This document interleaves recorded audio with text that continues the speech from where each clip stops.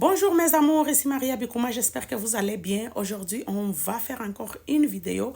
On parlera de cette étape d'un relationnement abusif ou bien toxique quand vous avez la malchance de tomber dans les mains d'un pervers narcissique ou une personne avec des troubles de personnalité. OK? Donc, la première étape quand tu croises un pervers narcissique et qu'il te choisit comme victime. Malheureusement, je suis désolée pour ceux qui ont déjà passé par là, dont moi-même aujourd'hui, je suis survivante. Pourquoi je fais ces vidéos? Pour essayer de vous alerter que ce n'est pas tout le monde là dehors qui sont des saints. Ce n'est pas tout le monde qui arrive dans votre vie avec l'intention de vouloir sortir avec vous et qui insiste tellement.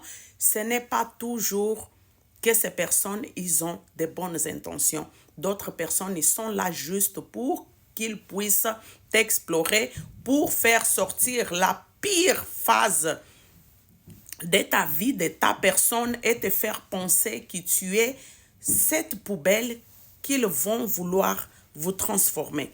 Donc, pour ne plus durer la première étape, quand un pervers narcissique rentre dans ta vie, il va essayer de t'isoler.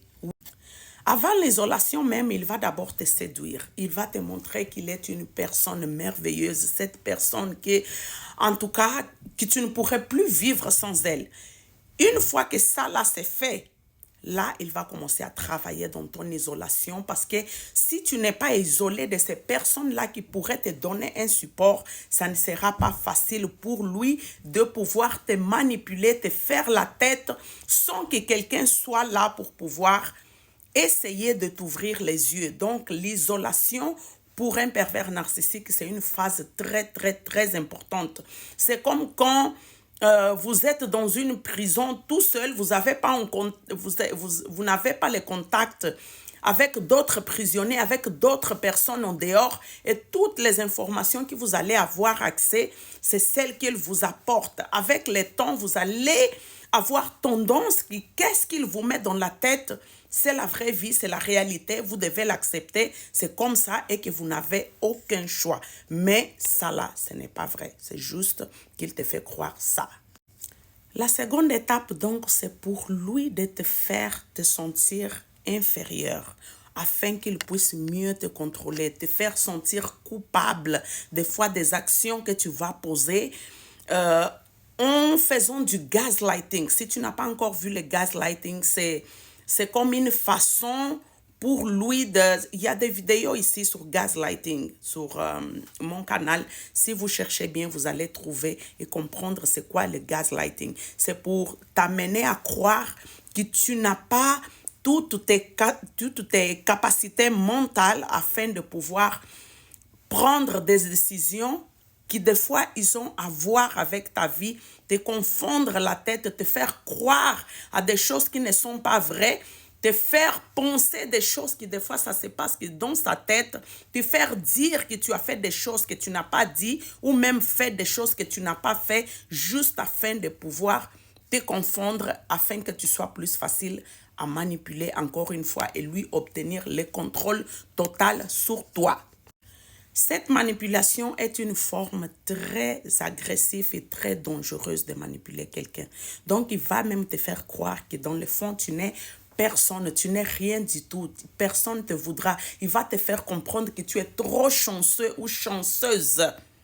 Qui lui, il te veut. Parce que si lui, là, il n'est pas dans ta vie, donc toi, tu seras absolument rien.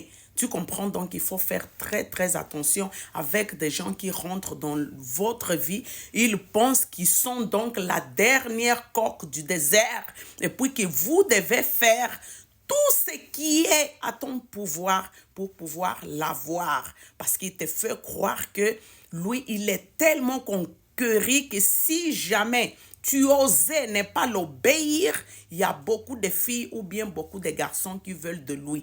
Donc, il te fait juste comme une faveur de rester avec toi. Tu comprends? Donc, il faut faire attention à ça. Prêtez attention aux petits détails. Au départ, il y en a déjà des drapeaux rouges qui s'affichent par rapport à ça. Mais souvent, on relève, on dit, bon, peut-être c'est moi qui n'ai pas bien compris, non, peut-être qu'il jouait, non, il dit pas ça. Pourquoi? Parce qu'au départ, Il t'a déjà montré être un ange. Donc, comme tu as peur de perdre cet ange, tu vas avoir tendance à faire tout ce qu'il veut. Pourquoi? Parce que tu veux retrouver cet ange-là du départ qu'il t'a montré être. Cette personne tellement aimable, cette personne tellement attentieuse, celle-là qui paraissait être ton âme sœur, et tu n'as pas envie de le perdre parce qu'il t'implante cette peur-là que tu ne peux pas le décevoir. Tu comprends? Donc tout ça, ça fait partie de la manipulation. La troisième étape, donc, dans cette situation, ça va être de la jalousie. Dès le départ même, les pervers narcissiques, c'est des personnes qui sont très jalouses. Tu comprends? Eux, ils ne veulent pas te voir bien.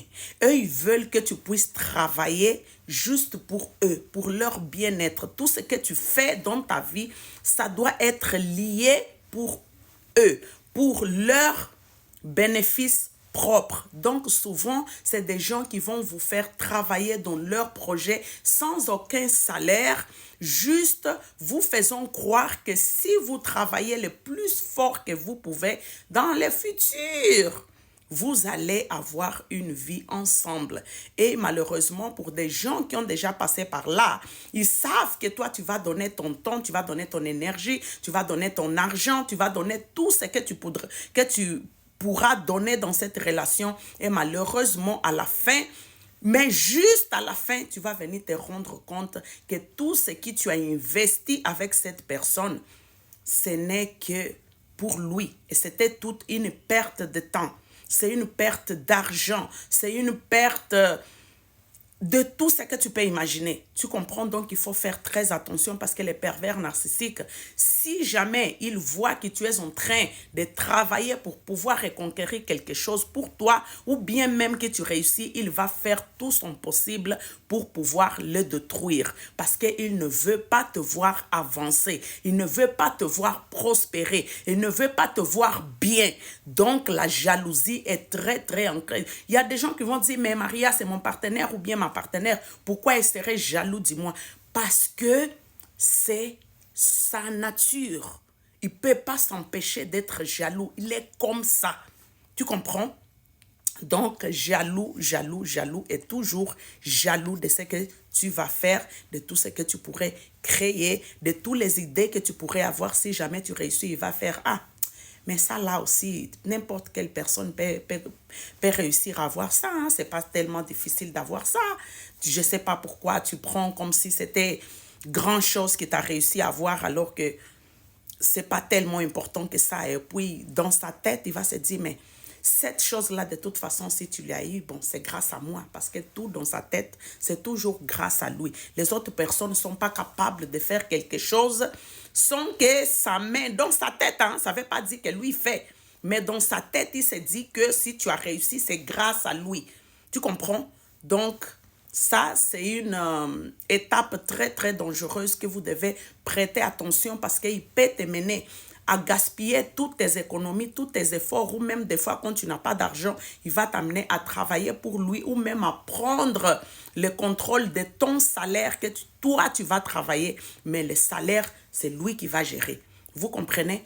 Donc, attention quand vous pensez à investir avec quelqu'un que vous avez, même si vous l'avez marié, hein, parce qu'il y a des gens qui disent, ouais, mais si ce n'est pas mon mari, je ne vais pas investir. Des fois, il y a des gens qui investissent avec des copains, des fiancés, désolé, ou bien même avec les maris. Mais pour un pervers narcissique, les genres de relations, ça ne fait aucune différence pour lui. Ça peut être un frère, ça peut être une sœur, ça peut être un beau-père, ça peut être un patron, ça peut être une mère, un père, ça change absolument rien. Ça peut être ton enfant, un pervers narcissique reste un pervers narcissique.